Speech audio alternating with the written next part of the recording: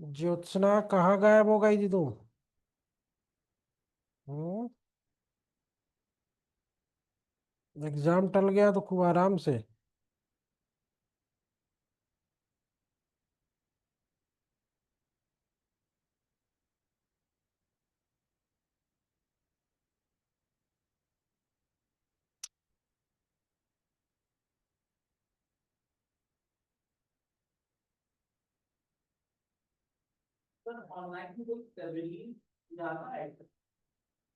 ताबीर, हाँ।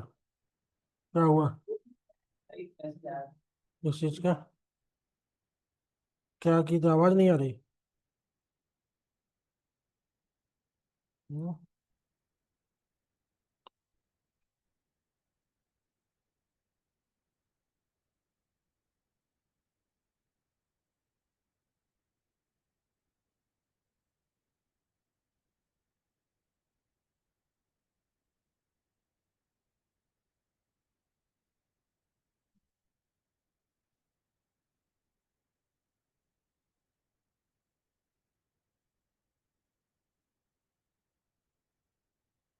आज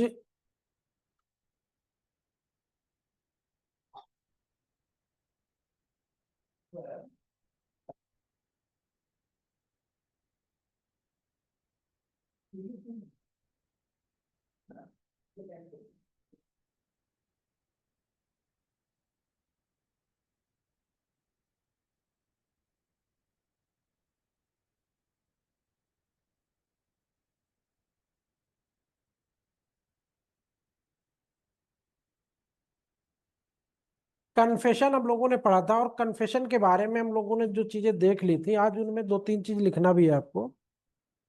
तो कन्फेशन कॉज्ड बाय, अब इसको सेक्शन 22, इंड्यूसिंग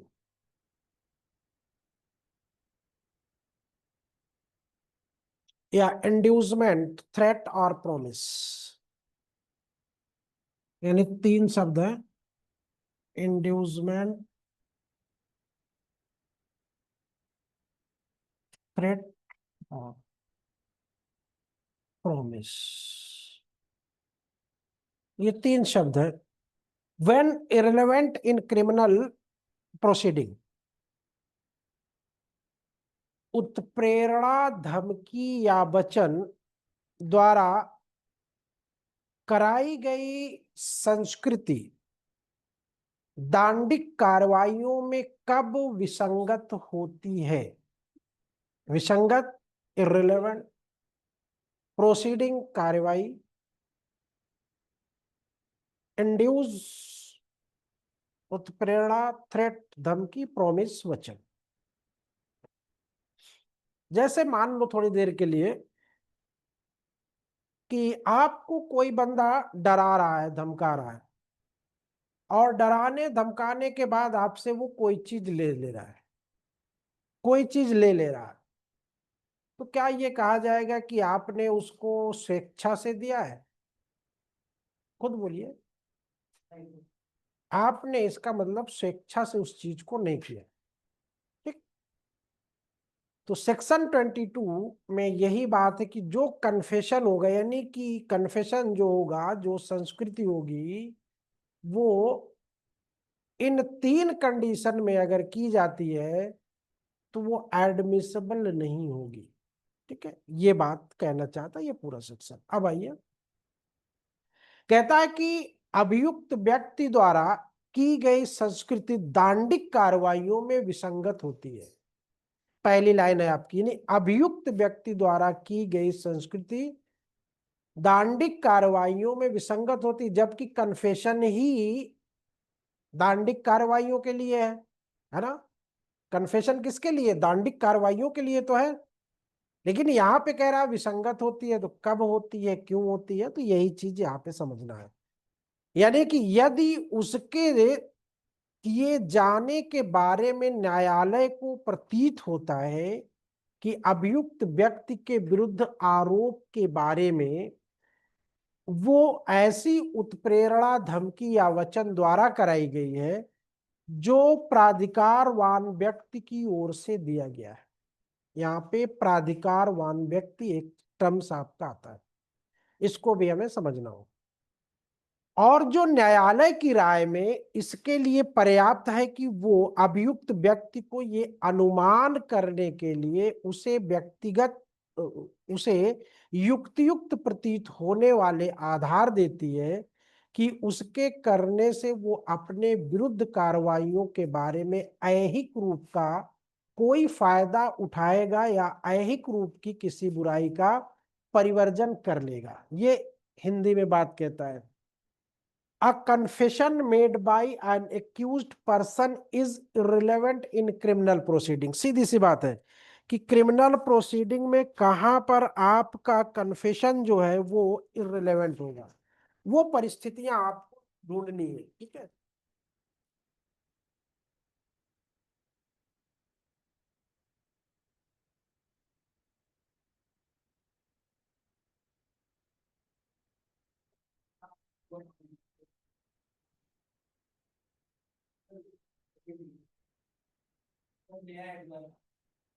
तो नए में ना अभी आ रहा है ना, अभी आ रहा है।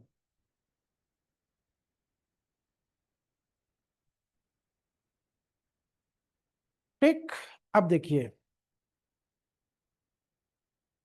यानी कि एक शब्द जो अभी आपका नया बीएनएस आया है, वो बीएसए, क्वर्जन। क्वर्जन मतलब क्या होता है हिंदी में? हाँ? प्रपीड़न, क्वर्सन, प्रपीड़न। अब कितने शब्द हो गए? चार। ठीक है, तो इंड्यूसमेंट, थ्रेट, प्रॉमिस और क्वर्सन।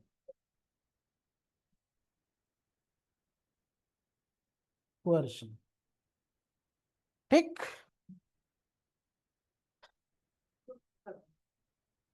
अब इसमें अब आपको समझना ये है कि a confession made by an accused person is irrelevant। अगर इन चार बातों के होते हुए हम किसी भी प्रकार का कन्फेशन करें, कितना भी गला फाड़ फाड़ के चिल्लाएं, वो कन्फेशन नहीं होगा, वो संस्कृति नहीं होगा, यानी उस अपराध के बारे में हमारा कबूलनामा नहीं होगा। बात समझ गए ना? होगा, हमारा कबूलनामा नहीं होगा। नहीं होगा मतलब कोर्ट में मान्य नहीं होगा। बात समझ लीजिए, कोर्ट में वो मान्य नहीं होगा। फिर कहता है कि if the making of the confession appearance to the court to have been caused by any inducement, threat, promise, coercion having reference to the charge against the accused person proceeding from a person in authority and sufficient in the option of the court to give the accused person grounds which would appear to him reasonable for supposing that by making, if he would gain any advantage or avoid any evil or temporal nature in reference to the proceeding against him। कहते नहीं है कि जैसे आप लोगों को कभी कि अरे यार काहे इतना परेशान हो रहा, जाके बोल दो साफ साफ, है, या काहे अपनी आखिरत खराब कर रहे हो, यानी आखिरत मतलब होता है जो दुनिया के बाद का दूसरा संसार है, क्यों खराब करते हो, जाके साफ साफ बता दो।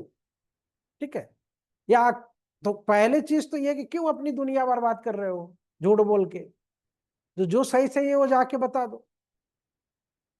तो अगर ये बात वो बंदा खुद अपने मर्जी से कर रहा है, तभी वो क्या होगा, कन्फेशन होगा। एक दूसरी कंडीशन है कि वो बंदा जो उसको कह रहा कि यार क्यों बर्बाद कर रहे हो अपने आप को, जाके जो सही से ये बता दो, वो बंदा जो ऐसे बोल रहा है वो उसका उस मसले से कोई लेना देना नहीं है, वो एक निष्पक्ष बंदा है, यानी एक न्यूट्रल पर्सन है। और उसके कहने से वो जाके अगर कन्फेशन कर दे रहा है तो भी क्या होगा, तो भी आपका कन्फेशन मान्य होगा, मान्य होगा। बस शर्त यह है कि वो बंदा प्राधिकारवान व्यक्ति नहीं होना चाहिए या उस मामले से रिलेटेड बंदा नहीं होना चाहिए। बात समझ रहे कि नहीं समझ रहे? ये बात है। नहीं, जैसे होता ना कि कोई अच्छे सलाह देने वाले लोग भी होते हैं ना, अगर अच्छी सलाह आपने दिया और ये कहा कि जाके यार ऐसा करो, आप जो भी चीज है सही सही बता दो, क्यों अपना वो बर्बाद कर रहे हो, तुमको कुछ छूट मिल जाएगी या लाभ मिल जाएगा। तो अगर इस तरह से कोई व्यक्ति कुछ ऐसा करता है तो लेकिन अगर कोई प्राधिकारवान यानी अथॉरिटेटिव पर्सन है वो अगर ऐसे कह रहा है तो फिर गड़बड़ हो। ठीक है, तो आइए इसमें एलिमेंट इसके क्या है, 4 एलिमेंट इसके इसेंशियल हैं इन इंड्यूस्ड कन्फेशन। पहला लिखिएगा, सिनॉप्सिस बना लीजिए पहले इसके। The condition of irrelevancy, the condition of irrelevancy under the section are, the condition of irrelevancy, Hindi पहले इंग्लिश वाले लिख ले फिर हिंदी वाले लिख लेंगे। The condition of irrelevancy under the section और, number 1, the confession must be, the confession must be the result of inducement, threat, promise or coercion, inducement, threat or promise। The confession must be the result of inducement, threat or promise or coercion। दूसरा point, inducement etc, etc, inducement etc should proceed from a person in authority। हो गया दूसरा point, inducement etc should proceed from a person in authority। तीसरा point, it should relate, it should relate to the charge in question, it should relate to the charge in question। Next, fourth, it should hold out, it should hold out some worldly benefits or disadvantage, it should hold out some worldly benefits or disadvantage। Hindi में लिखो, इस धारा के अंतर्गत यानी धारा 22 के अंतर्गत संस्कृति व्यर्थ होने की शर्त, धारा 22 के अंतर्गत संस्कृति व्यर्थ होने की शर्त इस प्रकार है। नंबर 1, संस्कृति उत्प्रेरणा धमकी, संस्कृति उत्प्रेरणा धमकी, वचन या प्रपीड़न द्वारा प्राप्त की गई हो, प्रपीड़न द्वारा प्राप्त की गई हो।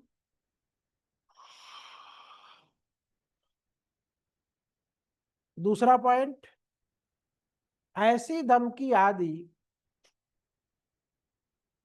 ऐसी धमकी आदि प्राधिकारवान व्यक्ति की ओर से दी गई हो, प्राधिकारवान व्यक्ति की ओर से दी गई हो। तीसरा, ये उसके विरुद्ध आरोप के रूप में हो, ये उसके विरुद्ध आरोप के बारे में हो, ये उसके विरुद्ध आरोप के बारे में हो। फोर्थ पॉइंट है कि उसे ये प्रतीत हो कि संस्कृति से उसे ये प्रतीत हो कि संस्कृति से उसे ऐहिक रूप का फायदा होगा या किसी बुराई का परिवर्जन होगा।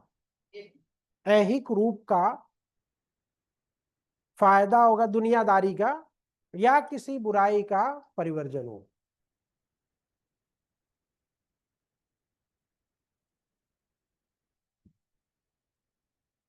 अगर ये इतनी बातें नहीं है किसी भी कन्फेशन में, तो वो कन्फेशन क्या होगा, रिलेवेंट होगा, रिलेवेंसी उसकी होगी और एडमिसिबल होगी। ठीक है, यानी कि फिर ये माना जाएगा कि आपकी जो संस्कृति है वो स्वतंत्र है। ठीक,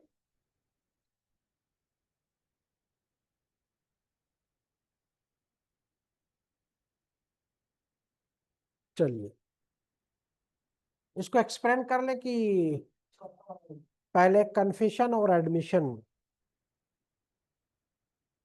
डिफरेंस बोला था आप लोगों को लिखने के लिए, किस किस ने लिखा है? कन्फेशन और एडमिशन में डिफरेंसेस लिखा है किसी ने?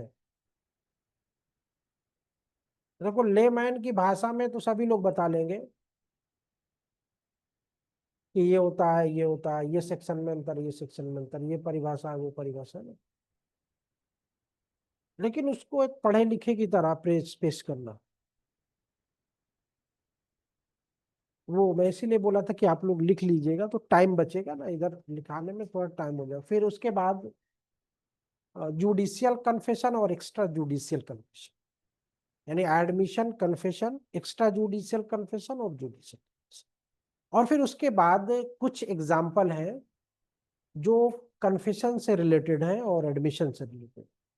तो वो अमूमन उदाहरण जल्दी से अच्छी बुकों में मिलते हैं, बाकी बुक में नहीं मिलते हैं आपको, तो वो उदाहरण भी आपको लिखाने थे कि अगर मान लो प्री में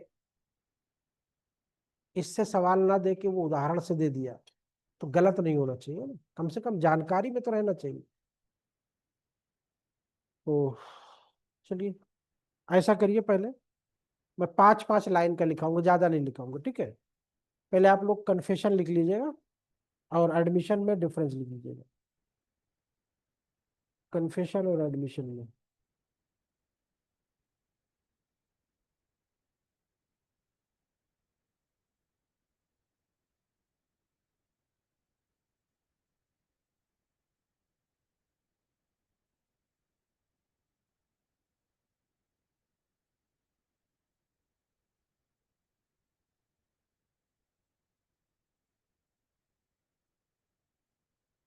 पहले इंग्लिश वाले लिखेंगे, हिंदी वाले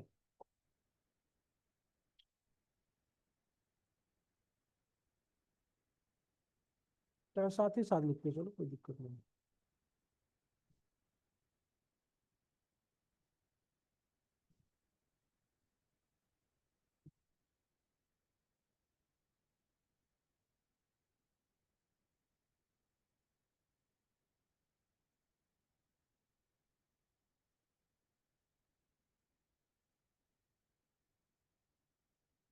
लिखिए पहले स्वीकृतियां, स्वीकृति और संस्कृति में अंतर।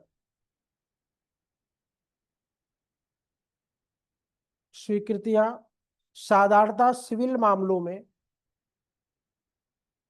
अंतर हमेशा 2 पार्ट में लिखना, ठीक है, ध्यान रखना, क्योंकि बहुत से लोग बोलते हैं कि एक ही लाइन में, वो एक लाइन वाला ठीक नहीं होता। ठीक है, स्वीकृतियां साधारणतः सिविल मामलों में लागू होती है।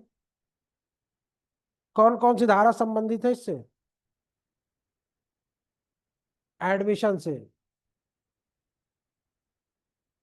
15, 16, 17 और 18। ठीक है, हो गया। दूसरा लिखिएगा, संस्कृतियों का प्रयोग या संस्कृति का प्रयोग,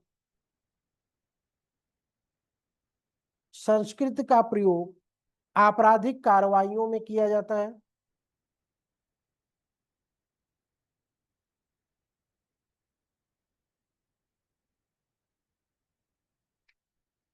संस्कृति ऐसे व्यक्ति द्वारा जिस पर किसी अपराध का आरोप लगाया गया हो। संस्कृति ऐसे व्यक्ति द्वारा जिस पर किसी अपराध का आरोप लगाया गया हो, किया गया एक कथन होता है।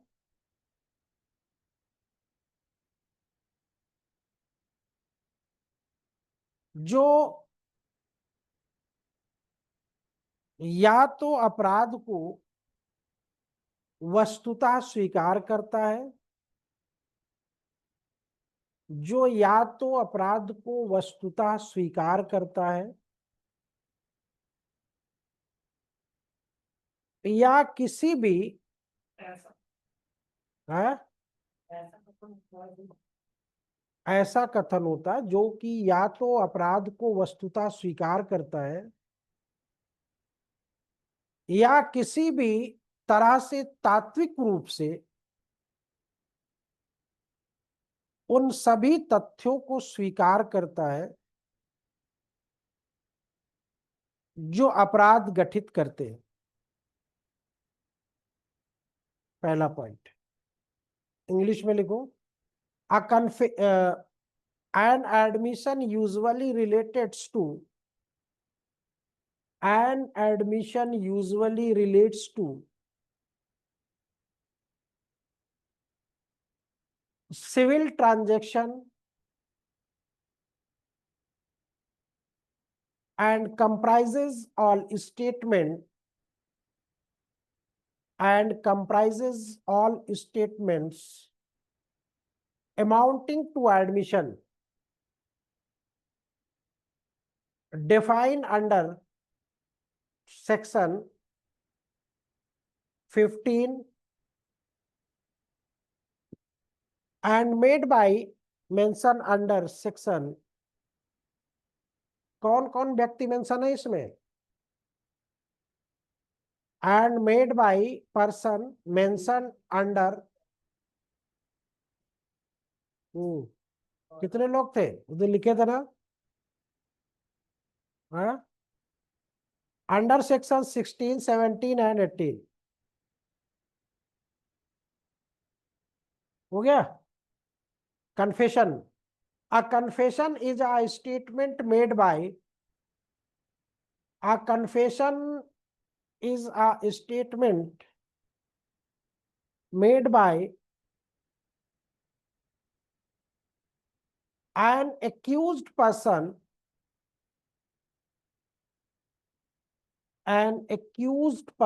which is short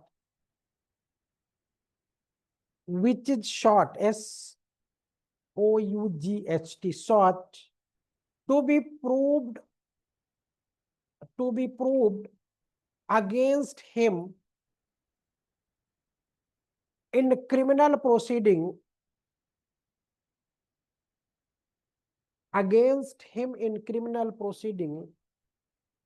to establish the commission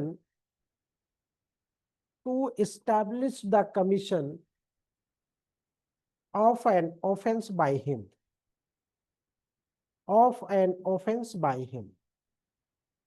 दूसरा पॉइंट याद करो, जो देखो जब हिंदी वाले लिखा करें तो इंग्लिश वाले याद किया करें, और जब इंग्लिश वाले लिखा करें तो हिंदी वाले याद किया। ठीक है, एक एक लाइन अगर इतनी इतनी देर में याद करोगे तो रट जाएगी, लेकिन पढ़ते ही नहीं, इधर उधर करने लगते हो।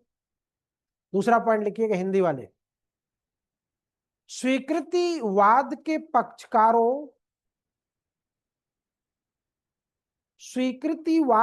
पक्षकारों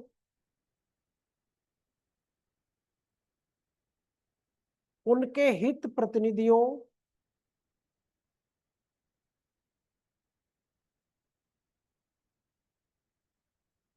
या उनके अभिकर्ता द्वारा की जा सकती है।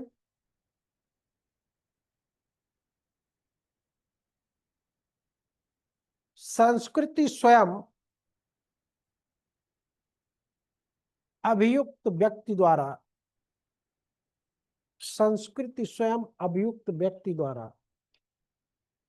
की जाती है। एडमिशन और नॉट कॉन्क्लूसिव, इंग्लिश वाले लिखे दूसरा पॉइंट, एडमिशन और not conclusive as to the matter admitted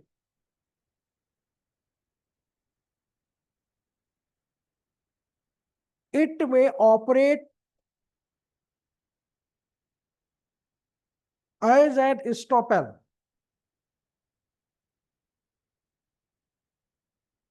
Admitted it may operate as an estoppel.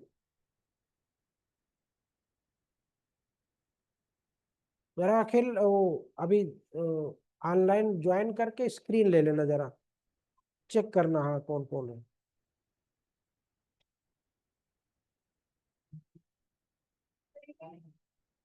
Operate as an estoppel.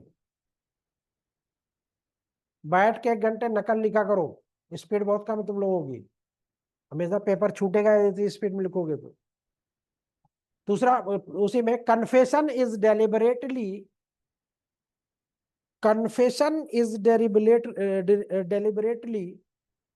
and voluntarily made may be accepted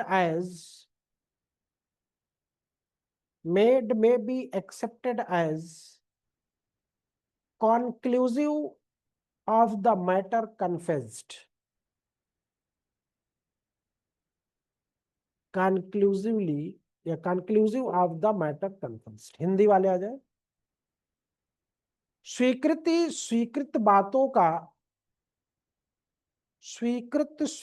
बातों का निश्चायक सबूत नहीं होती। अब कॉन्क्लूसिव प्रूफ का मतलब समझ रहे हो ना सब लोग?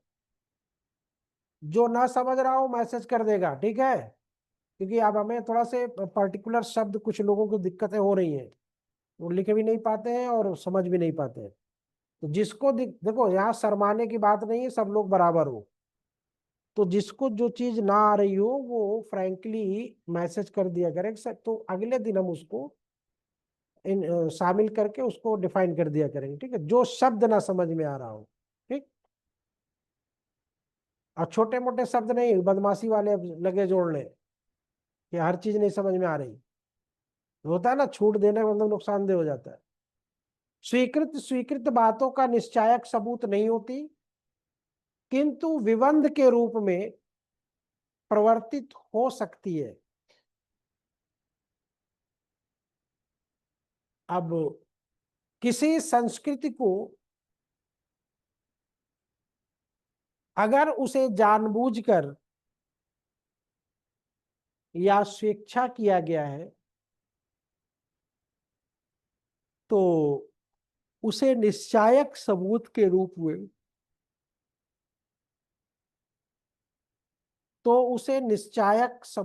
रूप में ग्रहण किया जा सकता है। अब यहां निश्चायक इसलिए हो गया कि उस बंदे ने अपने मुंह से बोल दिया, ठीक है।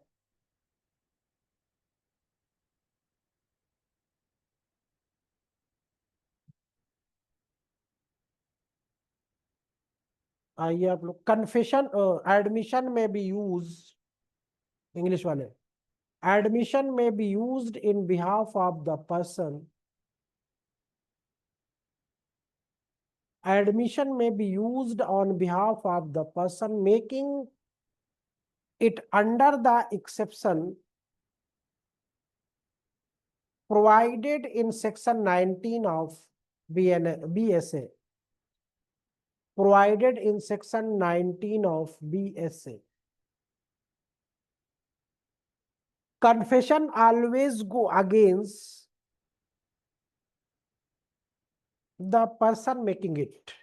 अब यहाँ पे एक सवाल कथन और कारण का बन सकता है, assertion and statement and reason का, कथन और कारण का कैसे बन सकता है? लिख सकता है कि सभी एडमिशन करने वाले व्यक्ति के अगेंस्ट नहीं होते। कारण देगा कि संस्कृति हमेशा करने वाले के विरुद्ध। अब ये दोनों स्टेटमेंट में ए और बी दोनों सही है, ए सही है किंतु बी गलत है, बी सही है किंतु ए गलत है। ए और बी दोनों सही है, क्या एक दूसरे की व्याख्या करते हैं? 4 ऑप्शन हो गए आपके, तो इसमें क्या लग रहा है, समझ में क्या आ रहा है? क्योंकि बताया गया था कि एडमिशन भी आपके अगेंस्ट होगा, कन्फेशन भी आपके अगेंस्ट होगा, तो फिर बात तो दोनों बराबर हो गई। तो सवाल पूछने का औचित्य क्या था? औचित्य ये था कि एक्सेप्शन सेक्शन 19 में एक्सेप्शन है, तो अब जब एक्सेप्शन है तो इसका मतलब है कि जनरली, यानी एक्सेप्शन अगर दिया है तो वो हर बात यानी हर स्वीकृति आपके अगेंस्ट जाएगी, ये जरूरी नहीं है। तो इसका मतलब स्टेटमेंट ए भी सही है और स्टेटमेंट दो भी। अब चूंकि दोनों की बात डिफरेंट है, अलग अलग है, तो एक्सप्लेनेशन की कोई बात ही नहीं है। बात समझ गए कि नहीं समझ गए? बात दोनों की, वो भाई स्वीकृति की वो सिविल मामलों की बात है और ये क्रिमिनल मामलों की बात है, दोनों के आधार अलग अलग है ना। बात समझे कि नहीं समझे? तो इसका मतलब कि अगेंस्ट भी हो सकती है और पक्ष में भी हो सकती है क्या, स्वीकृति, लेकिन संस्कृति हमेशा अगेंस्ट जाएगी आपकी, वहां पे एक्सेप्शन नहीं है। ठीक है, नेक्स्ट आइए। अच्छा, क्या लिखे हो? Making against the person making it, confession में लिख रही हो ना? कहां तक लिखी हो? Making it under the exception provided in section 19 of BSA। फिर confession always go against the person making it.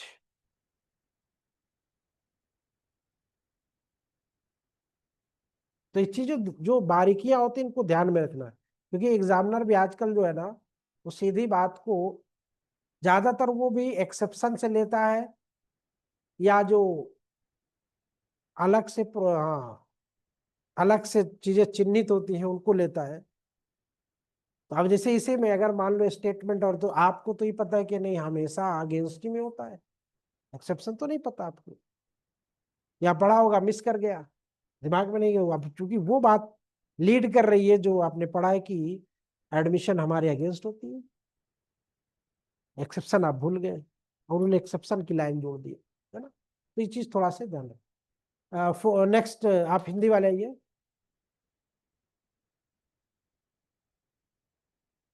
स्वीकृति का उपयोग करने वाले की ओर से धारा 19 में उपबंधित अपवादों के अधीन किया जा सकता है।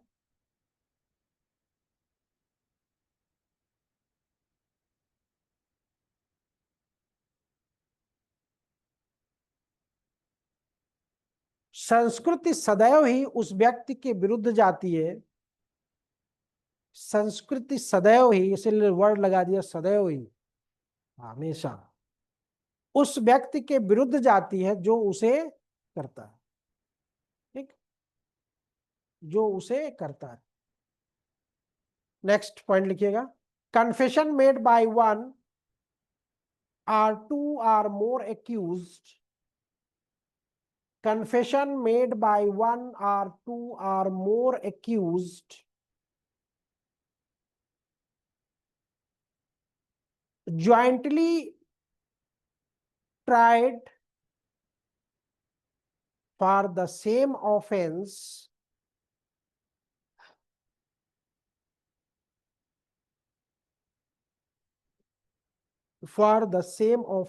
can be taken into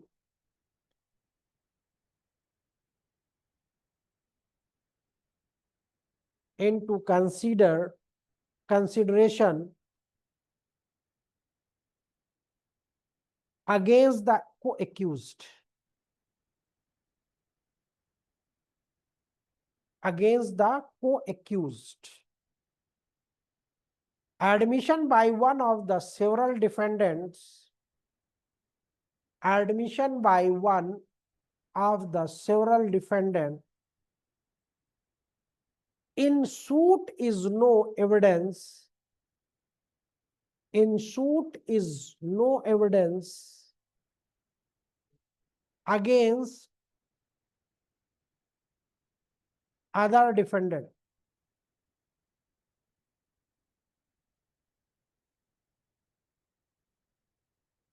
against other defendant, किसी वाद के कई प्रतिवादियों में से, स्वीकृति में लिखिएगा हिंदी वाले, किसी वाद के कई प्रतिवादियों में से एक के द्वारा की गई स्वीकृति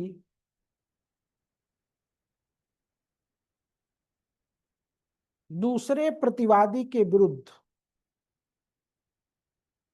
दूसरे प्रतिवादी के विरुद्ध कोई साक्ष्य नहीं होती।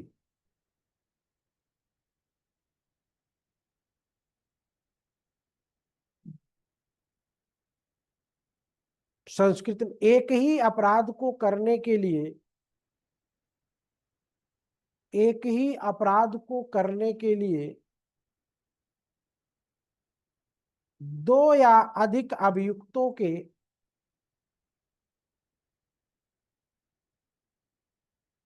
संयुक्ततः विचारण में उनमें से एक के द्वारा, कितने लोग हैं, एक के द्वारा, ऑफलाइन वाले भी है क्या, ऑफलाइन वाले कौन कौन है, एक के द्वारा की गई संस्कृतियों को सह अभियुक्तों के विरुद्ध, स्क्रीन ले लेना उसकी, सह अभियुक्तों के विरुद्ध विचारण में लिया जा सकता है। फरा है, अच्छा इनको दोनों का भी रिमूव करते हैं। और कोई, और कौन है, और सब ऑनलाइन वाले, यही दो है ना, अबरार भी है, तो शुभम साहू भी है ना इस, हाँ ये, पहले किसको, पहले फराह को करें, पहले अबरार को करें, विशाल को करते पहले। सर या मत तो आज के बाद वादा कर लो कि नहीं छोड़ेंगे, मिस नहीं करेंगे, तो छोड़ दें आज।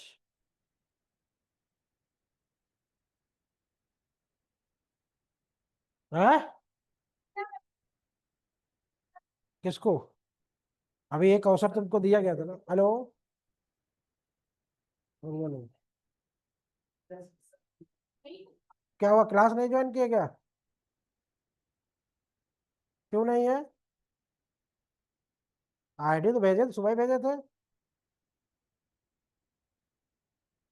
अरे यार तुम कल ही नहीं लेते बनता तुमको, भेज रहा है, रुको एक सेकंड ना लाए,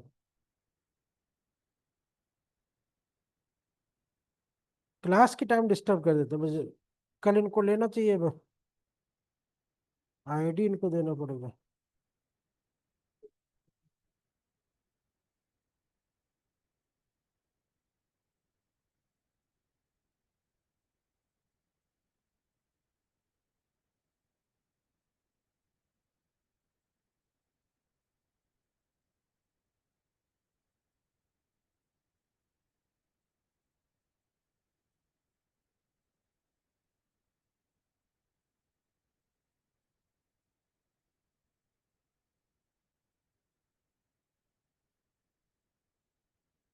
चलिए लास्ट लाइन लिख लीजिएगा।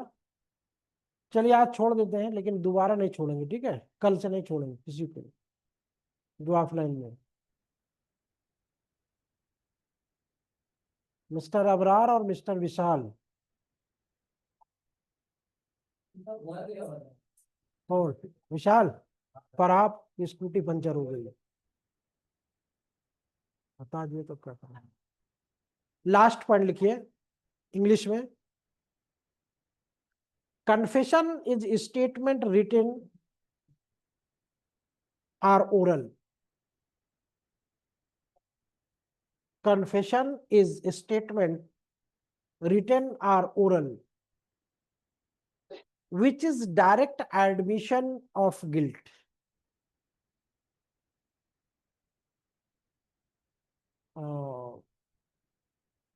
Admission is a statement oral or written. एक अंतर है देखो यहाँ पे भी, ठीक है, ओरल और रिटन और content in electronic form. Admission जो है वो इलेक्ट्रॉनिक फॉर्म में नहीं होता। हाँ, content in electronic form which gives inference, which give inference about the liability of the person making admission. Inference about the liability of person making admission.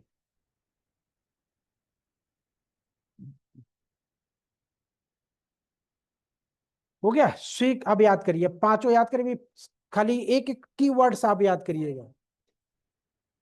Confession is statement written or oral which is direct admission of guilt. Admission is a statement oral or written or contained in electronic form which gives inference about the liability of person making admission. ठीक, अब आइए next, Hindi वाले last लिखो। स्वीकृति वो मौखिक या दस्तावेजी या इलेक्ट्रॉनिक रूप में अंतर्विष्ट कथन है। स्वीकृति वो मौखिक या दस्तावेजी या इलेक्ट्रॉनिक रूप में अंतर्विष्ट कथन है जो स्वीकृतकर्ता के दायित्व के बारे में, जो स्वीकृतकर्ता के दायित्व के बारे में अनुमान इंगित करता है।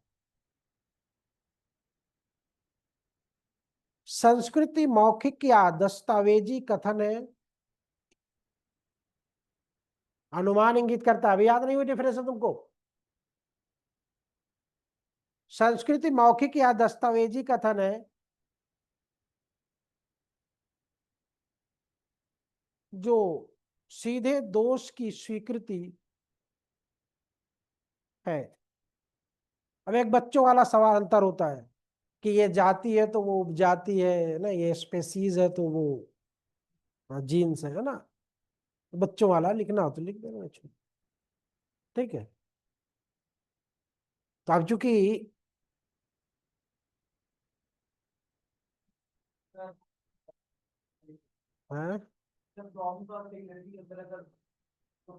वो रिपील कर दिया गया ना, 2 सेक्शन डिलीट मारे गए ना, 28 और 29।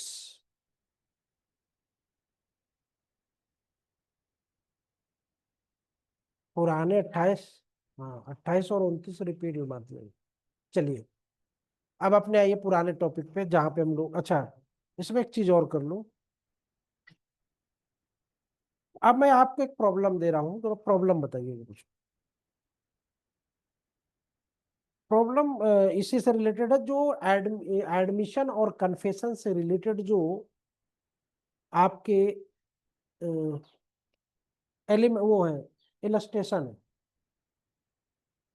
वो इलस्ट्रेशन कौन कौन से?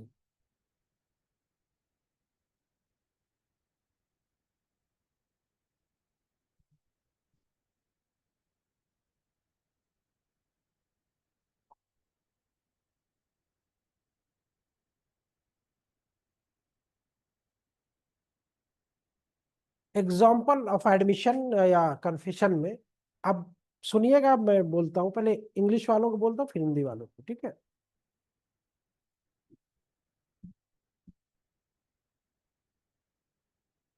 A is charged with the murder of B. ध्यान से सुनिएगा अभी। A is charged with the murder of B by drawing, if he state that the drawn B, it is confession, but he is state that I and B were bathing in the river. She came and began to draw B. I tried to save B but could not. It is admission or not और confession. बताना ये कि admission है या confession है। आ पर बा को डुबोकर उसकी हत्या का आरोप है। ठीक है, आ पर बा को डुबोकर उसकी हत्या का आरोप। यदि वो कहता है कि उसने बा को डुबो दिया है, तो क्या ये एक संस्कृति होगी? परंतु यदि वो कहता है कि मैं तथा बा नदी में स्नान कर रहे थे, सा सा सा आया और बा को डुबोने लगा, मैंने बा को बचाने की कोशिश की परंतु बचा नहीं सका, ये स्वीकृति है या संस्कृति है? या ना तो स्वीकृति है ना तो संस्कृति। इसमें दोनों पार्ट है, एडमिशन का भी है कन्फेशन का। अब आपको ये निकालना है कि इसमें एडमिशन का पार्ट कौन है और कन्फेशन का पार्ट।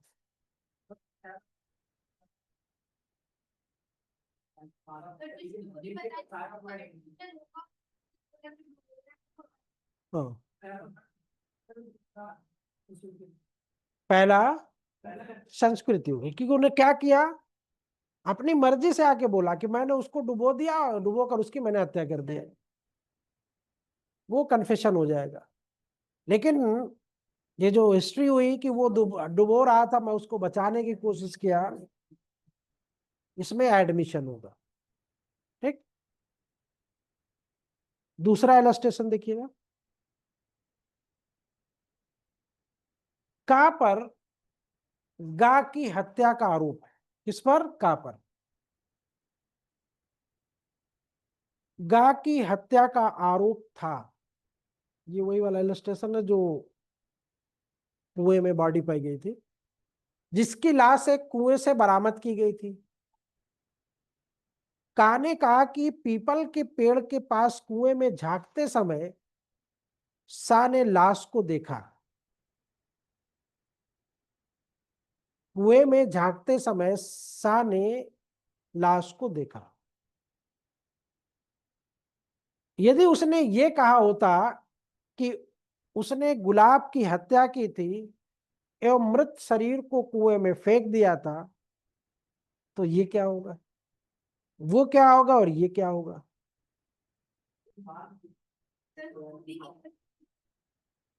दोनों में क्या है?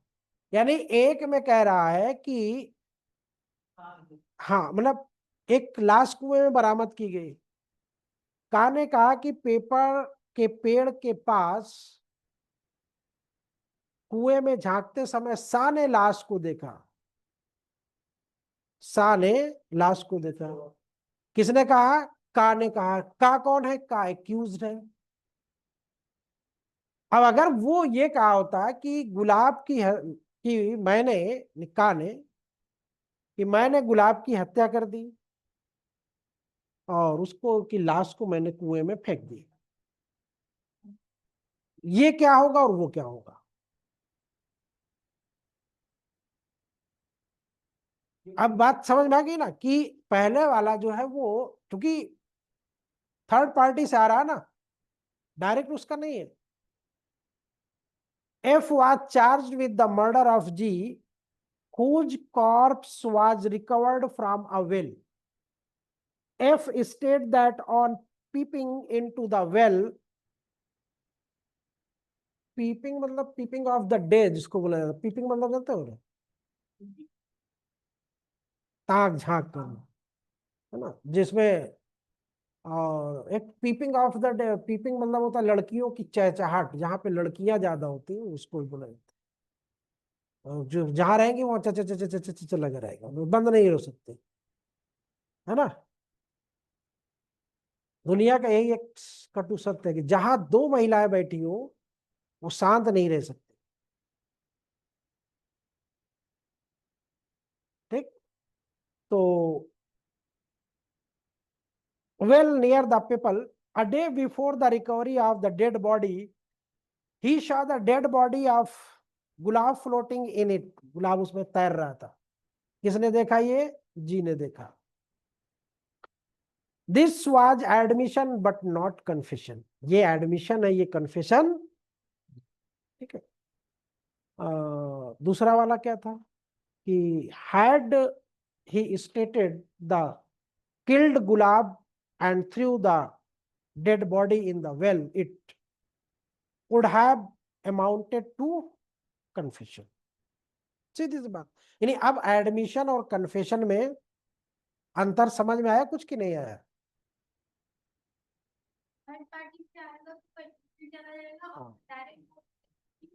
डायरेक्ट जिम्मेदारी ले रहा है, किसी चीज की जिम्मेदारी ले रहा है, ठीक है, तो वो क्या होगा? कन्फ्लिक्ट। किसी व्यक्ति से कोई इंफॉर्मेशन हमको मिलती, कोई सूचना मिलती, उसकी जानकारी हम किसी व्यक्ति को देते हैं, तो वो कन्फेशन नहीं होगा। जैसे उन्होंने कहा कि सी ने बताया कि वहां पे लाश पड़ी हुई है, मारा तो हम ही है ना, उसको तो पता ना मारे तो हम ही है, लेकिन फिर एक दूसरा नेक्स्ट देखिएगा।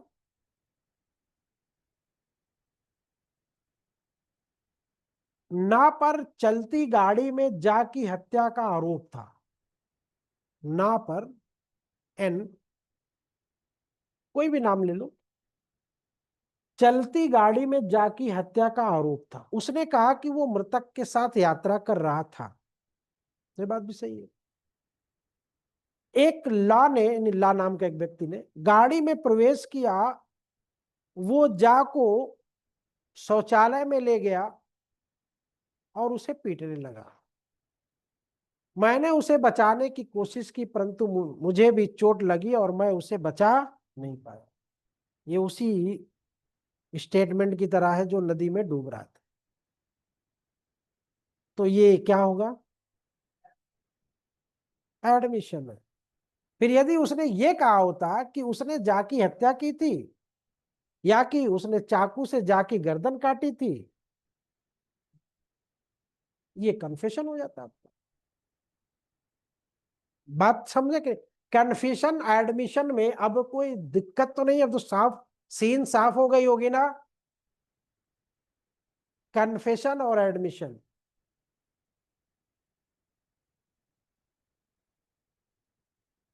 एक थोड़ा से टेक्निकल देखिएगा।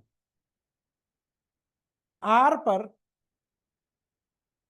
कहां से,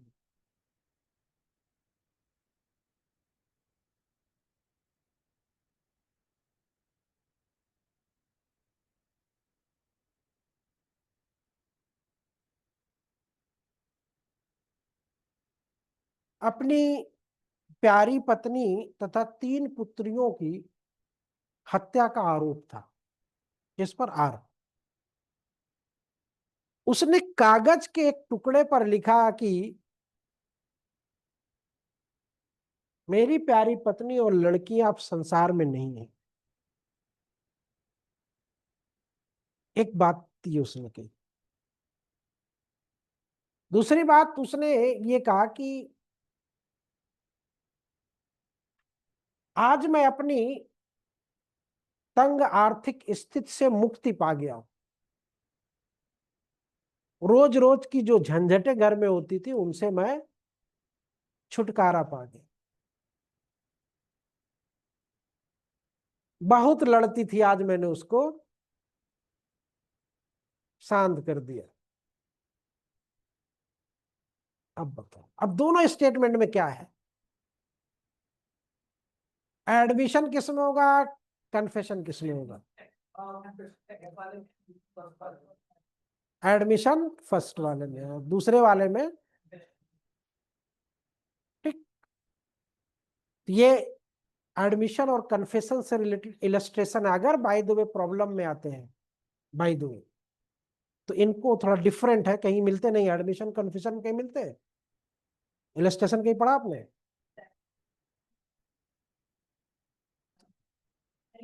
बड़बड़ाते हुए जा रहा है ना, तो स्पष्ट ही तो हो गया।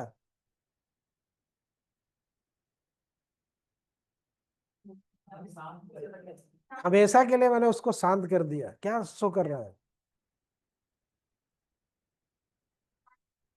रोज रोज घर की लड़ाई झगड़े से मुझे मुक्ति मिल गई, मैंने आज उसको शांत कर दिया। ये अपने आप में भी कन्फेशन होता है, ध्यान रखिएगा, अपने आप में भी कन्फेशन होता है, जरूरी नहीं कि अगला सुने तभी होगा, ठीक है। यानी आपको बोलते हुए कोई सुन लेता है, आप बड़बड़ा रहे हो अपने आप से, आप सवाल जवाब कर रहे हो, उसको कोई जरूरी नहीं कोई दूसरा आपसे पूछे, ध्यान रखिएगा। आप बड़बड़ाते हुए चले जा रहे हो कि बहुत लड़ रही थी, आज मैंने उसको साफ कर दिया, आज मैंने उसको मार दिया, अब मुझे मुक्ति मिल गई, समथिंग टाइप में अपना बड़बड़ाते हुए चला गया, एक इलस्ट्रेशन है इस पे। तो वो भी कन्फेशन हो जाएगा, ठीक है, वो भी कन्फेस्ड हो जाएगा।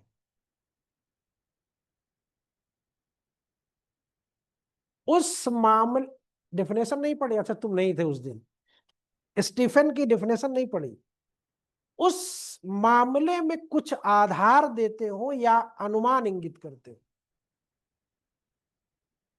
ठीक। बात यहीं पे आके फंसी थी, एक दिन पूरी क्लास इसी पे चली थी।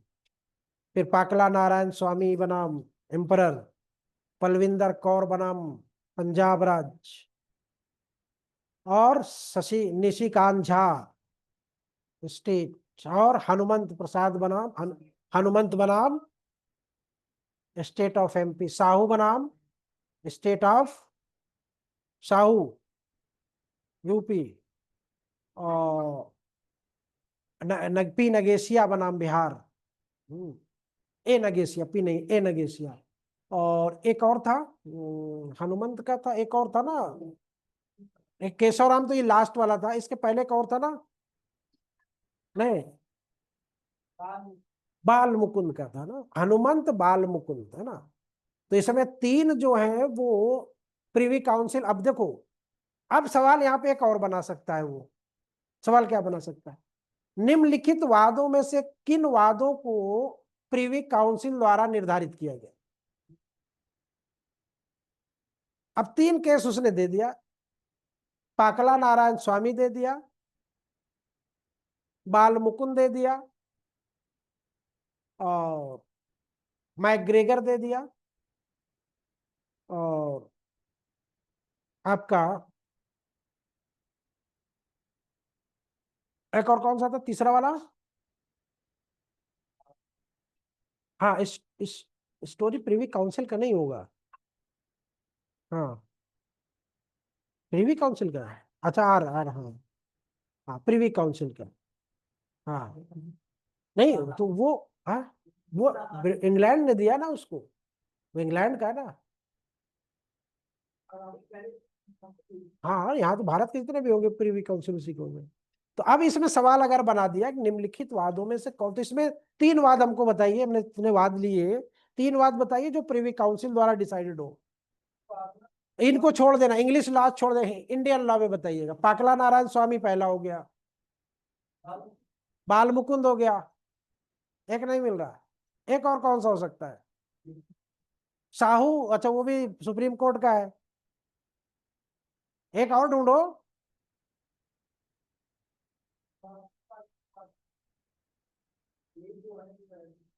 और अगर मान लो वो देता है यार बनाम अब्दुल्ला दे दिया, इंडियन केस में,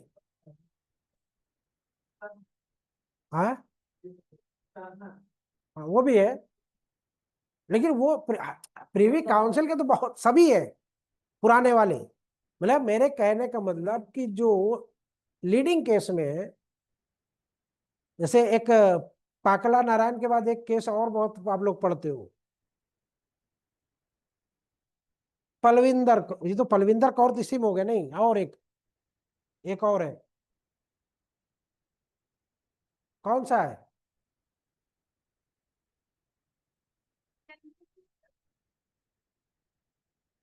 नहीं उसमें उसमें एडमिशन, हाँ ओवरऑल में, जिसमें उसका हस्बैंड जाता है, किसमें था वो, रुपए मांगने जाता है और वो बोल के जाती है, कौन सा केस था वो, बता के जाता है कि मैं जा रहा हूँ पैसा लेने फला से बात, पटना नारायण ही है, हाँ वो तो सुप्रीम कोर्ट का है। RM मलकानी का। और ये बिहारी वाला कब का है? एक बिहारी वाला केस पढ़े थे, कहाँ पे? भूल गए सब पुराना? याद हुआ था ना? बनाम बिहार राज्य।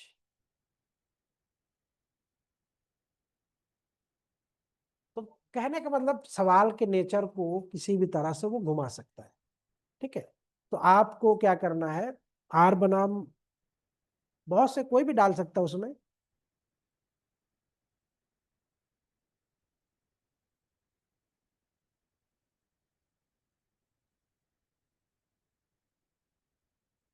चलिए आइए अब आज सेक्शन 22 को निपटा लेते हैं। सेक्शन 22 में जो भी चीजें उनको फिनिश करते हैं, उसके पॉइंट पे आइए।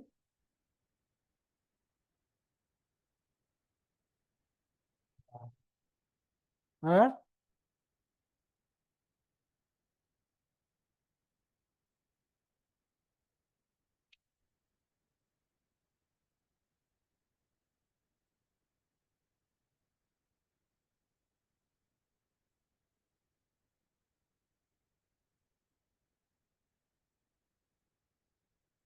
तो केस भी याद करते हुए चलो धीरे धीरे। देखिए, पहले शब्द आपको समझना है, इंड्यूसमेंट, थ्रेट, प्रॉमिस और कोerशन।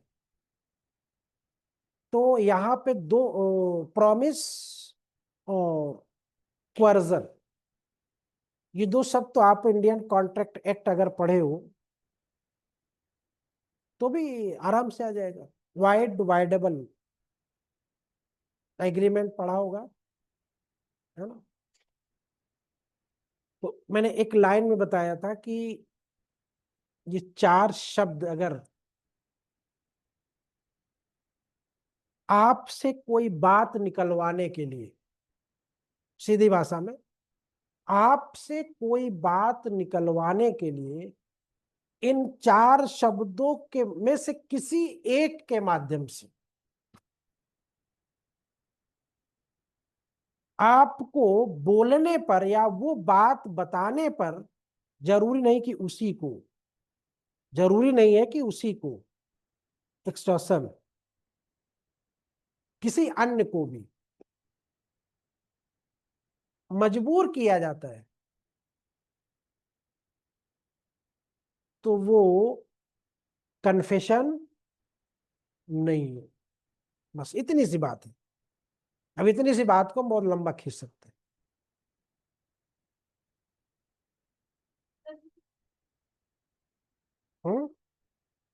कन्फेशन नहीं, बाकी तो बाकी कोरोबरे इरेलेवेंट होगा। कन्फेशन उसको न्यायालय संज्ञान में नहीं लेगा। बाकी फैक्ट्स कोरोबरेट करेंगे, बाकी चल के उसने बोला कि साहब मैंने जिसे मारा था वो चाकू वहां पे रखा, नहीं जहां वो उतना, जहां तक उस, हाँ, डिस्कवरी ऑफ फैक्ट तक वो, ठीक है, और वो उतना ले लिया। लेकिन इस आधार पे उस बंदे को ये कहा जाए कि बंदे ने अपराध की स्वीकृति कर ली और इसको अब सजा दे दी जाए, तो नहीं हो सकता। उसके बेसिस पे नहीं है। क्यों ऐसा कॉन्सेप्ट क्यों है? ऐसा कॉन्सेप्ट क्यों लाया गया? क्यों सेक्शन 22 को रचने की विधि वेत्ताओं को जरूरत पड़ी? रीजन क्या है?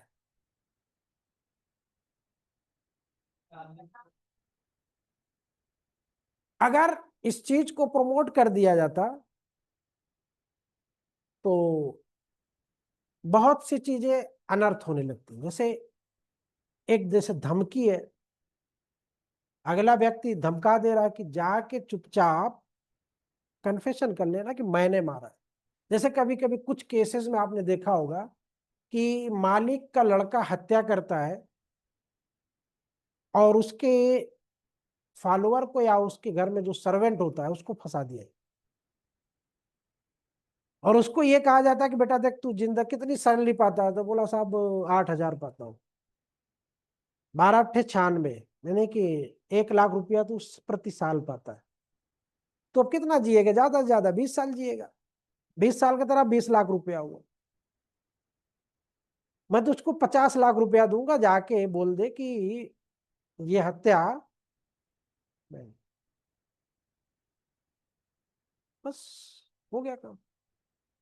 उसका परिवार 50 लाख पाके ऐश कर रहा है, वो जेल में। अगर 20 साल से ज्यादा जिंदगी बची तो बच के आ जाएगा, नहीं बची तो कोई बात नहीं। एक तो ये रीजन था।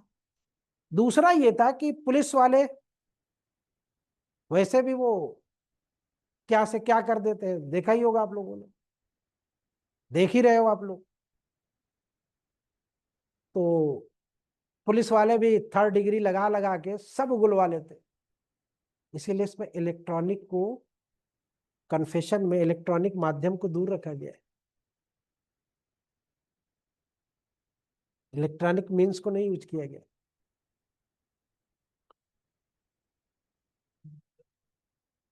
है कि भाई आप, हाँ, आप किसी से कोई चीज, पहले आपने डरा दिया कायदे से, बोल तू ये चीज बोलना है तुझको, रिकॉर्ड लगा दिया, बाद में हड़काने के बाद रिकॉर्ड ऑन कर दिया और उसने बोल दिया, कहा साहब ये देखिए ये कन्फेशन कर रहा है। बात समझ रहे कि नहीं समझ रहे? इसलिए इलेक्ट्रॉनिक माध्यम में, क्योंकि वो सामने तो होता नहीं है, तो कोई किसी को डांट के फटकार के बोल, बोल बात कर उससे, बोल उससे मैंने किया है सब कुछ, करा सकता है कि नहीं करा सकता? इसलिए उसको इलेक्ट्रॉनिक फॉर्म को यहाँ पे जगह नहीं दी। और इसको क्यों नहीं दिया गया? क्योंकि इससे अब लालच यानी वचन, धमकी, उत्प्रेरणा, ये तो किसी भी व्यक्ति को किया जा सकता है और करने के बाद उससे निकलाया जा सकता है। तो अगर इस तरह से कुछ चीजें होंगी तो नहीं, अल्टीमेटली कहना यह चाहता है कि जो उसकी अपनी स्वतंत्र आत्मा से निकली हुई बात है और वो अपराध से रिलेटेड है तो वो कन्फेस होगा, अदरवाइज नो। बात समझे कि नहीं? जैसे कहते हैं ना कि यार मेरी अंतरात्मा गवाही नहीं दे रही है और मुझे इसे बता देना चाहिए, है ना? जैसे कुछ लोग होते हैं, उनके उनको बात बता दो, उनके पेट में पानी नहीं पचता जब तक कि वो डिलीवर नहीं कर देते। ये लक्षण किसमें ज्यादा पाए जाते हैं? कौन बोला है? ज्यादा। लेकिन आजकल के लड़के भी उसी, हाँ, उसी उसी लक्षण में पुरुष भी है। ठीक है, खींचने निकाला करो। ठीक, चलिए, बात ये क्लियर हो गई ना? अब वचन में ये होता है कि जैसे मैंने कहा यार जो सही सही बता दे मैं तुझको छुड़वा दूंगा। अब कौन? मैं कौन? मजिस्ट्रेट। मैं कौन? पुलिस अधिकारी। मैं कौन? मालिक। तो अगर इस तरह से कोई बात की जाती है तो वो भी संस्कृति सुसंगत नहीं होगी। वहां पे जैसे मान लो एक कैप्टन है, कैप्टन किसी यात्री से बोलता है, कैप्टन शिप का बोलता है कि अगर तुमने सही सही नहीं बताया तो मैं तुमको पुलिस वालों को दे दूंगा। अब अगर मान लो वो उसको कोई बात बता देता है तो क्या होगा? एडमिशन होगा या कन्फेशन होगा? वो एडमिशन होगा या कन्फेशन होगा? या इस तरह की गई संस्कृतियां क्या होंगी? सुसंगत होंगी, रिलेवेंट होंगी, इररिलेवेंट? पुलिस को दे दूंगा तुम, धमकी दिया। अब चूंकि वो कैप्टन के अधीनस्थ चल रहा है, नहीं चल रहा, आगे कहेगा अगर नहीं बता तो उठा के फेंक दूंगा। ये हो गया। मजिस्ट्रेट अगर कोई कहता है कि बता दो कि चीजें कहाँ है, मैं तुम्हारे अनुकूल रहूंगा, मजिस्ट्रेट प्रॉमिस करता है, जो चीजें बता दो यार मैं तुम्हारे अनुकूल रहूंगा, या अगर तुमने सच ना बताया तो तुम तकलीफ में फंस सकते हो और वो तुम्हारे लिए अच्छा नहीं होगा, और अगर तुमने खुलासा कर दिया तो मैं तुम्हें छुड़ा लूंगा। यहां से क्या समझ में आया? मजिस्ट्रेट, यहां पे कंफ्यूज नहीं होना है, मजिस्ट्रेट कह रहा है।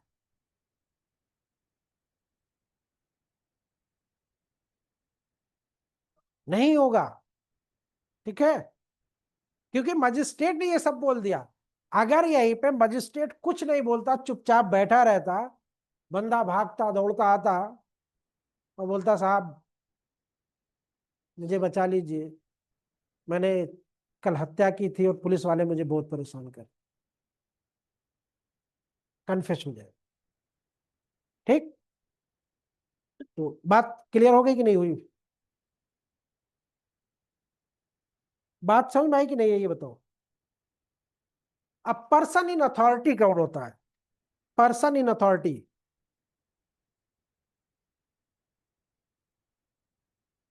सरकारी व्यक्ति तो होगा ही होगा, कोई सरकारी नौकर है तो वो तो होगा ही होगा।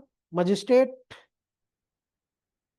एग्जीक्यूटिव, जितने भी मजिस्ट्रेट या जितने भी एग्जीक्यूटिव हो, चाहे वो क्लर्क हो, चाहे वो पुलिस हो, चाहे वो जेल अथॉरिटी हो, चाहे वो लोक अभियोजक हो, या आईओ हो, आईओ मतलब तफ्तीश करने वाला, इंक्वायरी करने वाला, या उनकी पत्नियां भी शामिल है, और वकील साहब भी शामिल, ठीक। ये क्या होते हैं? ये अथॉरिटेटिव पर्सन होते हैं। अथॉरिटेटिव पर्सन मतलब प्राधिकारवान व्यक्ति जिसको कहते हैं। इन्हें अगर ये कहें कि रात है तो आप बोलो रात है, ये बोले कि ये आम नहीं ये जामुन है तो आप जामुन बोलो उसको। प्राधिकारवान का मतलब ये, यानी जो किसी की इच्छा को नियंत्रित करता हो, किसी के विल को कंट्रोल करता हो। होता ही कि नहीं होता है? कितने अब जब आप लोग नौकरी के लिए परेशान हो ना, जब आप लोगों को नौकरी मिल जाएगी तो आप लोगों की इच्छा कौन कंट्रोल करेगा पता है? सरकार। आप कुछ नहीं कर सकते हो, कहेगा छुट्टी चाहिए साहब, ना, नहीं मिलेगी आप। अरे साहब बहुत जरूरी है, कुछ नहीं, वो तो ईएल दे दिया 10-15 टो साल भर में, उसी में मजे करो, फिर नहीं है तो विदाउट पे जाओ, कोई दिक्कत। तो नौकरी मिलने के बाद मैंने एक चीज देखी है कि कोई भी बंदा ये नहीं चाहता कि उसकी एक दिन की सैलरी कटे। अगर तेरही वाले दिन उसकी छुट्टी 12वें दिन खत्म हो रही है और तेरही तीसरे दिन तेरही पड़ रही है या नवा पड़ रहा है उसका, तो वो भी सोचेगा कि यार ये एक दिन का चला जाएगा कैसे बचे। अगर नजदीक है तो कहेगा अच्छा ठीक है मैं जाता हूँ साइन करके चला आता हूँ, जाएगा करके चलाएगा। या कुछ ऐसा सेटिंग करेगा जैसे सैटरडे पड़ रहा है और बीच में संडे पड़ रहा है, मिट्टी अगर सैटरडे को हो गई है तो वो छुट्टी लगाएगा मंडे से। मतलब वो एक भी दिन नहीं कटने देता, गुणा गणित करके बचा लेता। मैंने ये चीज देखी नौकरी करने वाला। तो सबसे बड़ा कंजूस कौन हुआ? नौकरी करने वाला। तो पता नहीं क्या होता है, नौकरी करने वालों से आप पैसा नहीं निकलवा सकते। बहुत उनके उनके जरूरत की में उसे निकाल देंगे वो। और जिसके नाम के आगे रा लगाओ, जिस पद के आगे रा लगाओ, वो महाकंजूस होते हैं, ग्रेट माइजर जिसको बोलते हैं। लखीमल करोड़ीमल वाला पढ़ा है ना? लखीमल करोड़ीमल वाला इंग्लिश में चैप्टर था, नहीं पढ़ा आप लोगों ने? अच्छा 6 में 8 में हुआ करता था। तो वो गंगा जल ही शुद्ध शुद्ध पिला के अपने मेहमानों को भेज देता था, कभी चाय और कभी कुछ नहीं खिलाता पिलाता था अपने घर, सिर्फ शुद्ध गंगा जल पिलाता था और कहता जाइए। उसका नाम लखीमल करोड़ीमल है ना। तो इंजीनियर, डॉक्टर, देखिए अपने लिए तो सभी लोग खर्चा करते, कौन नहीं करता है? अब दूसरे के लिए खर्चा करो तब तो बात बने। मास्टर है ना, मास्टर भी आते हैं, बहुत कंजूस होते हैं। यानी यहां तक कि सुरती अगर जुगाड़ है ना तो पड़ोसी से लेके खाएंगे, अपनी नहीं ले जाएंगे। गाड़ी में अगर 2-3 लोग जाते हैं रास्ते से इन्हीं के, तो कोशिश ये करेंगे कि यार हमको बैठा लिए चलो करो, हम भी तो उसी स्कूल चलते हैं, या हमारा स्कूल पहले पढ़ता, हमको पहले छोड़ दिया करो, तुम आगे चले जाया करो। देखा है, मैं इसलिए बोल रहा हूँ, कोई इसमें बुरी बात नहीं है, ठीक है। ऐसे जीवन का कोई मतलब नहीं। देखो एक चीज और समझ लो, बहुत अच्छी बात है अगर समझ में आ जाए तो। लाइफ एक्सपेक्टेंसी कितनी है प्रेजेंट में, पढ़ा है?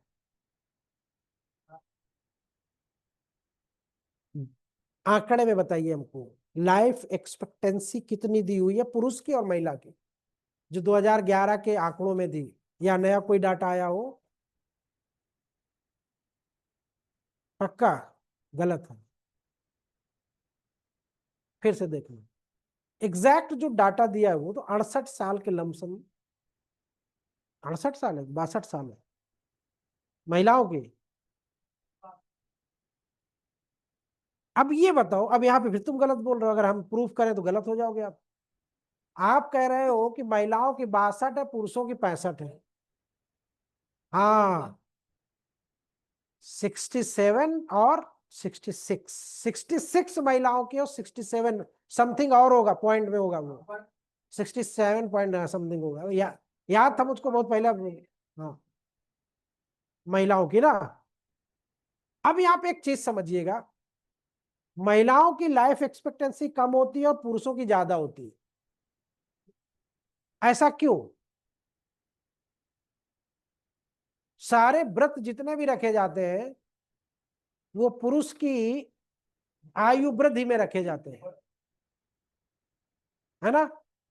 एक भी व्रत बता दो जो महिला के स्वास्थ्य वर्धक उसके लिए रखा जाता हो, एक भी व्रत बताओ जो महिलाओं के लिए पुरुष रखते हो।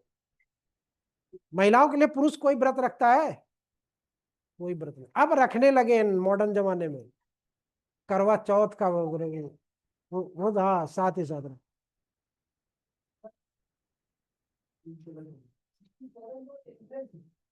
वो सब नहीं, नहीं, महिलाओं की ज्यादा नहीं, महिलाओं की कम होगी, हो ही नहीं सकती ज्यादा ना, हो ही नहीं सकती, गलत तुम डाटा देख रहे हो। महिलाओं की ज्यादा हो ही नहीं सकती, रीजन होता है उसका, रीजन होता है। संख्या तो हो सकती है ज्यादा, लेकिन नहीं हो सकती। ऐसा नहीं है वो। अब वो तुमने गलत देखा होगा ना वो। अब फिर उधर देखो ना कि 45 का लड़का है और 30 की लड़की है, तब उसमें कौन पहले मरेगा? पुरुष तो मरेगा पहले, तो वो आंकड़े तुम देख रहे होगे। जैसे अभी एक कोई 70 साल का बुढ़ा था, वो 35 साल की लड़की शादी किया जौनपुर में, उसी दिन मर गया वो। जौनपुर का केस है ना कल। हाँ, उसी दिन वो मर गया बेचारा। तो अब क्या कहोगे, है ना। कई रीजन होते उसके, तो बात समझ लेना, ठीक। तो अब यहाँ पे मालिक, नौकर, नौकर के प्रति प्राधिकारवान कौन होगा? मालिक, सीधी सी बात है। और हस्बैंड वाइफ में प्राधिकारवान कौन होता है? हस्बैंड, ठीक है। तो इस तरह से करके प्राधिकारवान व्यक्तियों की लिस्ट मिल गई ना, अथॉरिटेटिव पर्सन जो होता है। तो अब जो भी अथॉरिटेटिव पर्सन होगा वो दूसरे की इच्छाओं को क्या करेगा? नियंत्रित करेगा। जो उससे भी मैंने उदाहरण बताया ना कि इसको कह दो कि जाके बोल दे, या जाके वहां पे ऐसे बोल दे ताकि मेरा बेटा बच जाए, है ना। अब वो फिर बाकी आप लोग देखते ही हो कि गांव का मुखिया अथॉरिटेटिव पर्सन में आएगा कि नहीं आएगा? ठीक है, वो भी अथॉरिटेटिव पर्सन होता है। गांव का प्रधान, पंच, जितने भी होते हैं ये सब अथॉरिटेटिव पर्सन। आर बनाम गिब्सन का एक केस था इसमें, गिब्सन। उसमें यह था कि एक अभियुक्त जिस पर हत्या का आरोप था, उसे सर्जन के प्रति कुछ संस्कृतियां की थी, सर्जन के प्रति, और उन्हें प्रकट करने के लिए डॉक्टर बुलाया गया। जिस समय कैदी अपना कथन दे रहा था, डॉक्टर वहां पे उपस्थित था, और इसलिए वो प्राधिकारवान व्यक्ति था। सर्जन ने न्यायालय को बताया कि उसने कोई धमकी या उत्प्रेरणा प्रयोग नहीं की थी, परंतु मौके पर एक महिला उपस्थित थी। उसने कैदी से कहा कि बेहतर यही होगा कि तुम सच बता दो, और इसके बाद कैदी ने सर्जन से सब कुछ बता दिया। अब यहां पे बताओ, कोई धमकी, कोई इंड्यूस, कोई थ्रेट, कोई प्रॉमिस, कुछ ऐसा हुआ? फिर ये कन्फेशन होगा या नहीं होगा? है?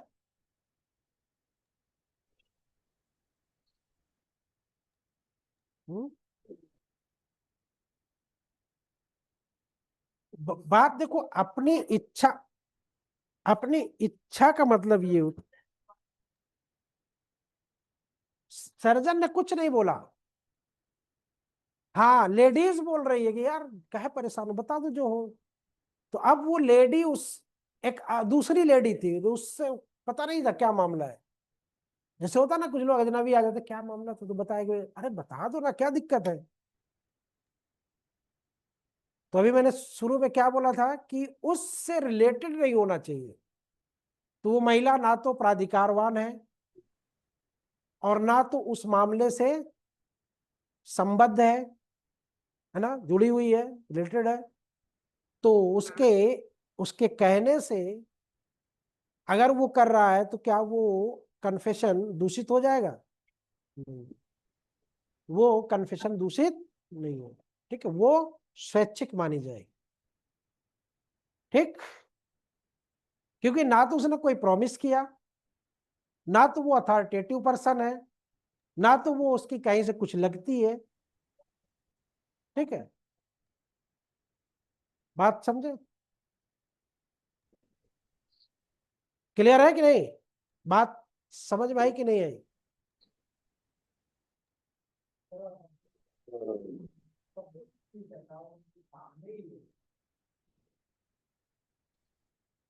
Authoritative person. हाँ, हो जाएगा, हो जाएगा, वो बिल्कुल हो जाएगा। इंड्यूसमेंट, थ्रेट कहीं से वो प्राधिकारवान व्यक्ति है ना वो। तो वह जैसे होता ना, अभी पढ़ा भी होगा कि जैसे एक एक्यूज, अभी आगे वाले में आएगा सेक्शन 23 में, कि एक एक्यूज को पुलिस वाले ले जाते हैं एक्का पे बैठा के, एक्कावान में बैठा रहता है, और पुलिस वाले चाय पीने चले जाते हैं, और वो एक्का वाले से कहता है कि ये पुलिस वाले फालतू है, परेशान, मारा तो मैं ही हूँ। वो समझे में नहीं आ रहा बेवकूफों को। फिर आता जैसे आता है एक्कावान से, बोलता साहब यही तो बता रहा है कि यही मारा है। तो क्या वो कन्फेशन हो जाएगा? वहां पे नहीं होगा। क्यों? कस्टडी में है, उसके मन पे पुलिस का। यहां तक कि अगर मजिस्ट्रेट बैठा और पुलिस सामने खड़ा है, तो भी नहीं होगा। अगर वो बंद दरवाजे के बाहर पुलिस खड़ा, तब तो हो जाएगा।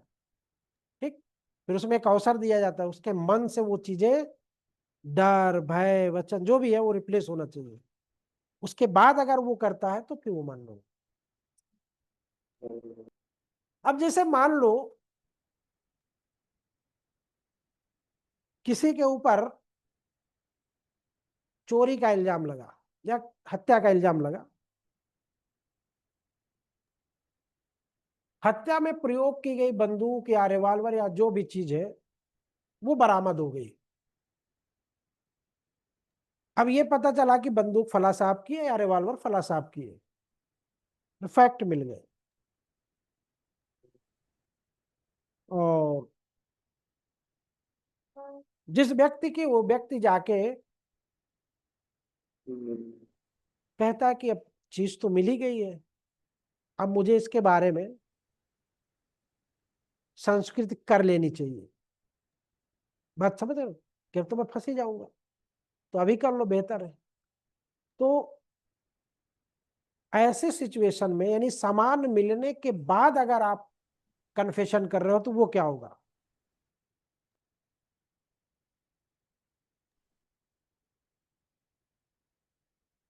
तो यहाँ पे केस के उसमें ये था कि कोई भी वस्तु अगर संस्कृति के पहले आपको मिल जाती है और मिलने के बाद आप संस्कृति करते हो, तो ऐसी संस्कृति को ग्रहण नहीं किया गया, नहीं किया गया, ध्यान रखना। उच्च न्यायालय ने इस निर्णय को, उच्च न्यायालय के इस निर्णय, उच्च न्यायालय नहीं माना, उच्चतम न्यायालय में सही पाया गया। यानी कि संस्कृति को ठुकराने का कोई पर्याप्त आधार नहीं था। और संस्कृति, चूंकि वहां पे सामान्य मिलने के बाद आप कर रहे हो, तो आपको किसी ने कुछ किया, आपने कैसे किया भाई? अब आपको ये पता चला यार, अब मेरी चीज तो पकड़ गई, अब तो मैं आ ही जाऊंगा, तो आपने अपनी स्वेच्छा से किया ना, किसी के दबाव में तो नहीं किया ना। किसी पुलिस वाले के बेटा तुम्हारी ये, जाके बोल दो सही से, नहीं तो तुम पकड़ जाओगे, ऐसा कुछ नहीं हुआ। तो वहां पे जो संस्कृति को स्वतंत्र माना गया, और भी कोई वस्तु छिपा के रखी जाती है और वो मिल जाती है, अबर भाई, आपका इसका माइक ऑन है, उसे ऑफ कर लें। या अबर भाई, जिस व्यक्ति ने रखा है वो व्यक्ति साफ साफ बता देता है, और वो वस्तुएं अगर प्राप्त कर ली जाती है, अगर पुलिस प्राप्त करती है तो नहीं होगा, सिर्फ उतना ही होगा जितने तक वस्तु प्राप्त की गई है, जितने तक वस्तु प्राप्त की गई है वहीं तक होगा। आगे वो बोले कि नहीं मैं इसी से काटा हूं, नहीं माना जाएगा।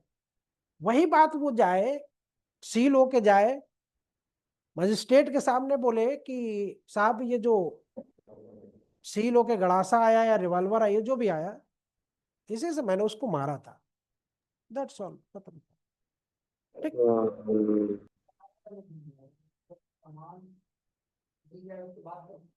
उसके, अब आप क्यों कर रहे हो? आप कन्फेशन क्यों कर रहे हो? कोई आपको डरा रहा है, कोई धमका रहा है, आप अपने सेल्फ कॉन्शियस से कर रहे हो ना कि यार अब तो मैं फंसी जाऊंगी, इससे बेहतर बोल देना चाहिए। ठीक है।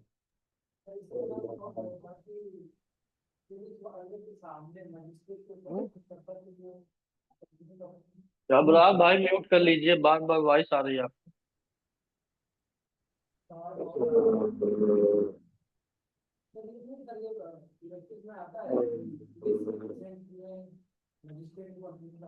वो अभी आएगा सेक्शन 23 में, ठीक है। तो वहां पे बस दो बातें रखनी है कि कस्टडी, अरेस्ट या छाया, छाया मन पे, सशरीर पे पुलिस वालों का नहीं होना चाहिए। अगर है तो ऐसी सिचुएशन में मान्य नहीं होगा। यानी यानी ये कहा गया कि पुलिस से कुछ भी बोला गया, सिर्फ उतना छोड़ के एक शब्द भी कन्फेशन में नहीं आए। यानी पुलिस वालों को जैसे क्या बोलते हैं वो, जैसे घर का कोई बच्चा आवारा होता है, कोई भी कांड होता है तो पता चल जाता है वही किया होगा, है ना। तो उसी तरह पता ये चल जाए कि पुलिस वालों के सामने हुआ तो ना, जीरो, तुरंत जीरो। ठीक है। कोई कन्फेशन पुलिस के सामने वो हाँ नहीं होता। वो सिर्फ अपने इन्वेस्टिगेशन की दिशा को तय करने के लिए चीजों को जानना चाहते हैं। ठीक है। अगर वही अभी वही बात है कि अगर उसको हम कन्फेशन में ले लेते तब तो वो चिल्ला के बता ही दिया कि हाँ मैं ही मारा था। झूठे बता देगा मार खाने से बचने के लिए, तो मार के आगे तो भूत नाचते हैं ना, तो बता ही देगा, झूठे बता देगा तो बेचारा फंस गया ना, पुलिस वाले भी मुक्त हो गए। इसीलिए नहीं माना जाता।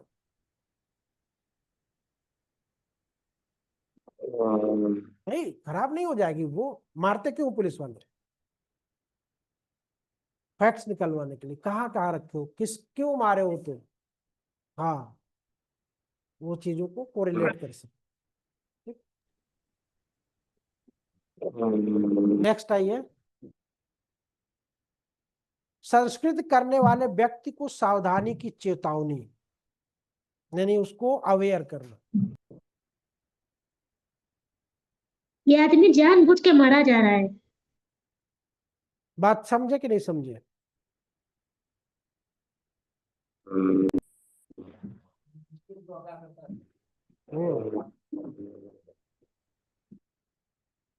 164 का बयान, क्या वो कन्फेशन होता है? 164 का बयान क्या कन्फेशन हो सकता है? हाँ? अरे किसी के पास कब हो अबरार का सकता है? नंबर हो तो कॉल करके मना कर दो यार, जिसके पास भी अबरार का नंबर। हम्म, क्या वो आवाज नहीं जा रही क्या? आवाज नहीं जा तो रही है।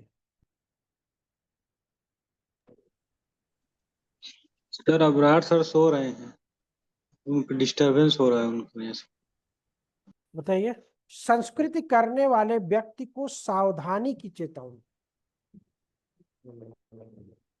धारा 184 का जो बयान है, कथन करने वालों को क्या बोला जाता है? 84 83 83 है, 83। पहले 164 था ना। आवाज नहीं जा रही है, क्या हुआ?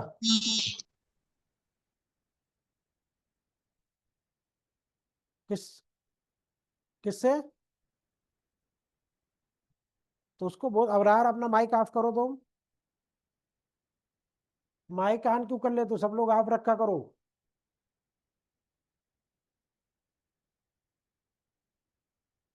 मतलब ऑनलाइन में यही बदमाशी होती है, अब कल से तुम लोगों को रिमूव करते हैं, तुम लोग नहीं मानोगे इसे ना, कल से तुम लोग नहीं, ऑफलाइन वाला कतई नहीं हो पाएंगे ऑनलाइन।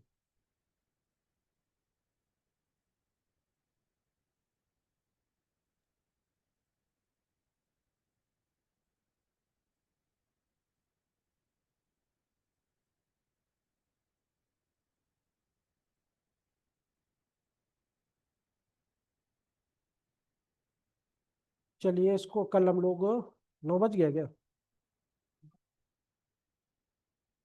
कल इसको कर दो, कल 23, कल अब इसके बाद अब छोटे छोटे सब बचेंगे, 23 24 25, फिर 26 में थोड़ा सा बढ़ेगा, 26 थोड़ा सा रुकेंगे, फिर उधर 27 28 29 30, फिर 39 में फिर रुकेंगे, फिर लास्ट 46 से 50 में थोड़ा सा, बस 3 स्टेप अभी हमारे और बचे हैं जो स्टे करने वाले, बाकी उसके बाद फिर फ्रीली डायरेक्ट पढ़िए, इलस्ट्रेशन पढ़िए, उदाहरण पढ़िए, क्योंकि आगे अब आपको बहुत ज्यादा इलस्ट्रेशन भी नहीं मिलेंगे, जो मिलना था यदि 50 के अंदर ही अंदर है ज्यादातर।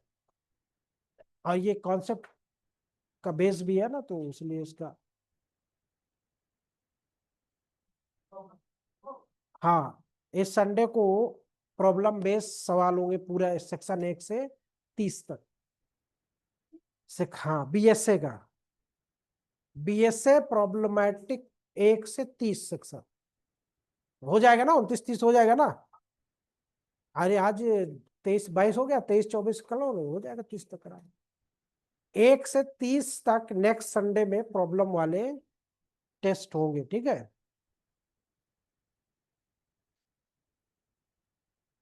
हम प्रॉब्लम देंगे, जैसे अभी दे रहे थे ना, ए ने बी को मारा और मारने के बाद ये कहा वो कहा,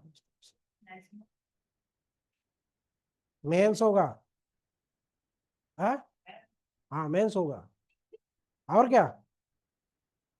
टिक वाला नहीं, लिखने वाला होगा। तो इसलिए जितनी प्रॉब्लम्स, जितने दृष्टांत सब याद करके आना चाहिए। आंसर देखो इस तरह से लिखना होता है, जैसे मान लो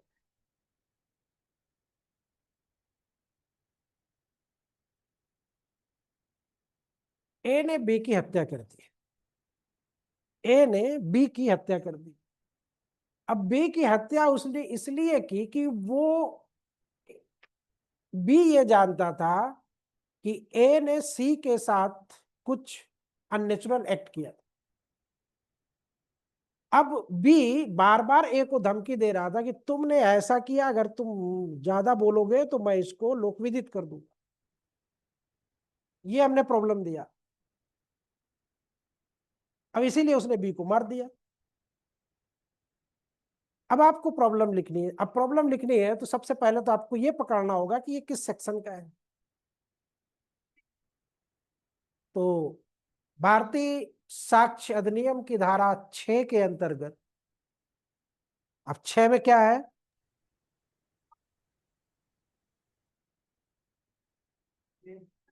नई वाली क्या है? हाँ, पूर्व का और पश्चात का हेतु, तैयारी, पूर्व का और पश्चात का आचरण, मोटिव, प्रिपरेशन एंड कंडक्ट। ठीक है।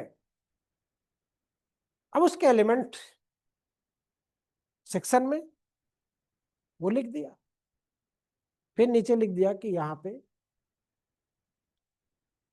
बी की हत्या में ए का जो मोटिव था वो बी के कंडक्ट के कारण हुआ। बी का आचरण क्या था?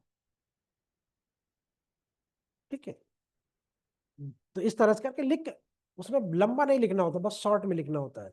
सेक्शन पहचानिए, आवश्यक तत्व लिखिए अगर है, या एक्ट याद है तो, या इस धारा से संबंधित है, लिखने के बाद तो नहीं, उसमें अमूमन नहीं। अगर केस लॉ पे आधारित प्रॉब्लम है तब लिखना होगा। जी बताइए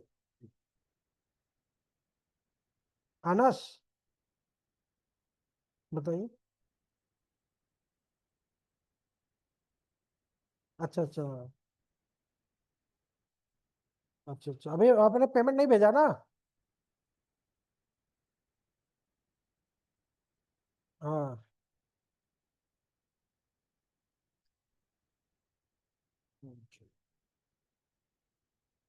चलिए ठीक। बात समझे ना, इस तरह से प्रॉब्लम लिखना होगा। उसमें 10-15 तो पूछेंगे, 5 तो लिखना होगा। ठीक है, बोलो। 3 घंटे।